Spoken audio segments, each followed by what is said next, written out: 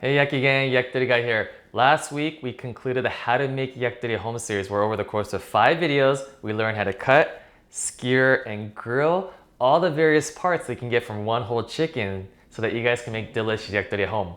Amazing job y'all for watching it through. I know the videos are very long. Thank you guys so much for all the feedback, the cheers, and even those who sent me chickens over on donation site. Thank you guys so much. They really help encourage me to continue making these videos for you guys. Now, moving on forward, I wanted to change up the pace a little bit and play around a little bit more on post editing. And the goal for me is to create shorter, faster, and easy to digest videos, however, still packed with lots of useful information so that you guys can continue to grow and develop your yakitori knowledge and yakitori skills.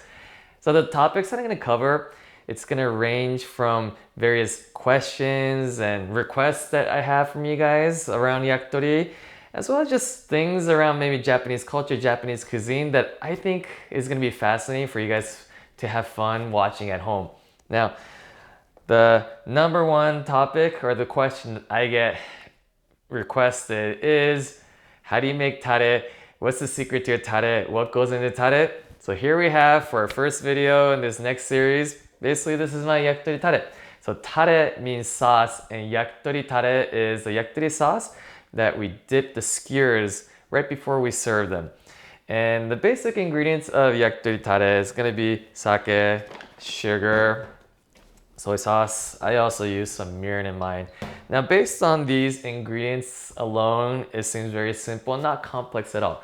However, what makes yakitori tare special is every time we dip the skewer. So dinner after dinner, skewer after skewer, as we're dipping those skewers in all the chicken juices, all the chicken fats, the flavors from the negi and the negima, they all go into this sauce. And as it drips, it's gonna thicken and deepen the flavors. So as you guys can see in my mother pot right here, there's just, looks like there's things sort of floating around. That's just all the fats and all the crust you guys see.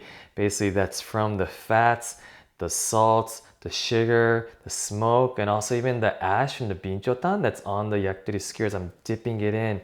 It just pulls into this yakitori tare, and so over time it develops a very strong flavor and a very strong aromas. As soon as I open up the lid for this, I can just smell it, and I really wish you guys can smell this right now. It just smells so good, and this is what makes yakitori taste really good.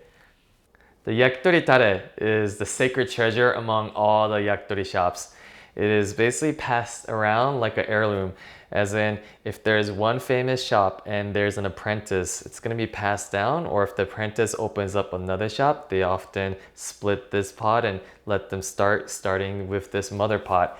And every shop owner likes to brag about the history or the age of their tare. So for example, the shop that I was working at in Japan, the master, he had a tare that he made in LA and took it over to his shop in Fukushima, and that tare was 36 years old.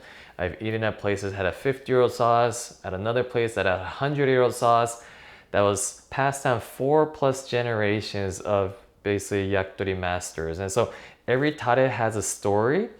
With my tare, this is when I started making yakitori, so January 2018. So as of now, it's basically 2 years and 5 months old. It's still a little baby, but it's so special. It has all the stories of all the dinners that I've done around the world. Basically, it's been around the Bay Area, LA, Portland, Seattle, Chicago, New York, Atlanta, Orlando, and even at the shop in Japan, I was able to bring back a bottle of that sauce back and put it into my mother pot. And so I call this my mother pot. It is my main big pot. However, I have other basically pots that I carry around from all my travels and put it back in here. I always basically have a backup, just like photos and videos. You always have a backup. Same thing, my mother pot is always here. It's my backup. It's way too precious for me to lose. So people do have questions about how come it never empties out. Well, definitely want to show you guys as we start making some tare. So I'm going to be making my Tsugitashi tare. It's the tare that I'm going to add into my mother pot. So I have some sake, mirin, sugar, and soy sauce. Heat up my pot, add my sake, add my mirin,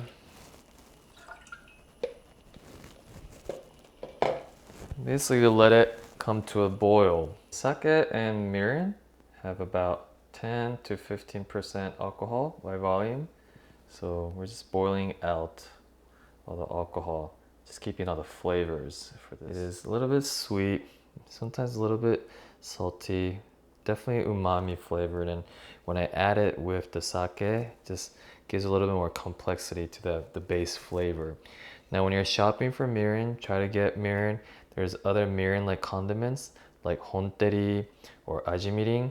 Those are essentially artificial mirin, often made with other type of alcohol and some sugar. So try to get the mirin that's made from sake. I'm gonna add some sugar in it. I'm just using organic cane sugar. I put my last piece. This is soy sauce. You always want to use Japanese soy sauce.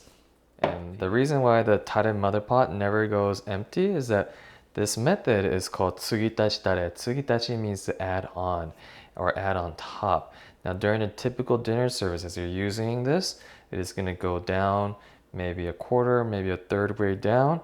And so every day or maybe every few days, depending on how busy the restaurant is, you're going to add more Tsugitashi, so basically the virgin tare onto the top. Now, this tare, it's going to be quite loose. It hasn't had all the chicken fats or anything in it. However, this mother pot, basically over time, it gets very thick with the chicken fats and other, smoke and the ashes. So that's where a little bit looser tare added onto this, it balances out the consistency in the mother pot. Add it now to my mother pot.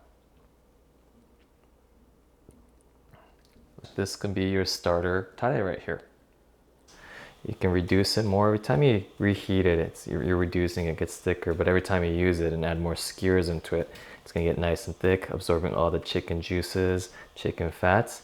However, if you wanted to start with a little bit more chicken flavor in your tare, there's definitely ways to do that, and I wanted to show you guys. We got the sake and the mirin boiling right here. These are all the parts: wingtips, bones, carcass. And once they're nice and roasted, put them into here. Let it simmer, getting all the chicken essence from what we just grilled, mimicking that yakitori flavor. Like you would do with any soup, I always just want to remove any of these impurities. Then you add the sugar now. About 40 minutes in. Soy sauce. Just gonna let that simmer. And the chicken flavors are coming out, but the soy sauce is also infusing with the chicken, and it's all mixing up in there. We're gonna go ahead and strain this mixture, get it all out. See inside, this is much thicker now with the chicken fats and chicken meats. Now that you guys know about my mother pot and then my fresh virgin tare that I put into the mother pot, as well as I call this the turbocharged tare with the chicken bones and the chicken fats already in there, you have hopefully a better understanding about how tare works. Now, in today's video, I measured things to give you guys a good understanding about roughly how much sugar, soy sauce, sake that goes in there. However, in my day-to-day, I don't really measure it. You really go by feel, the taste, the smell, and adjust according to how my mother pot is.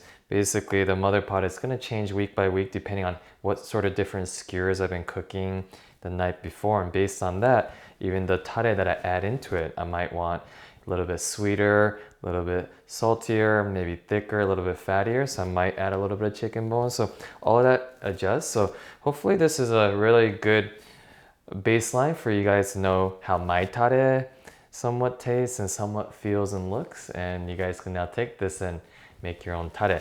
So the video that you guys saw today, as I said, I'm trying out different methods of editing and trying to change up the pace a little bit. Hope you guys like it. Feel free to add in the comments any feedback for this video, and obviously any questions you guys have about tare, let me know. Just ask me in the comments or DM me in the Instagrams. Happy to help you guys out. All right, so today this is on the topic of tare. Next week, I have some ideas and just come back. We'll have some more yakitori stories to tell. All right, bye guys.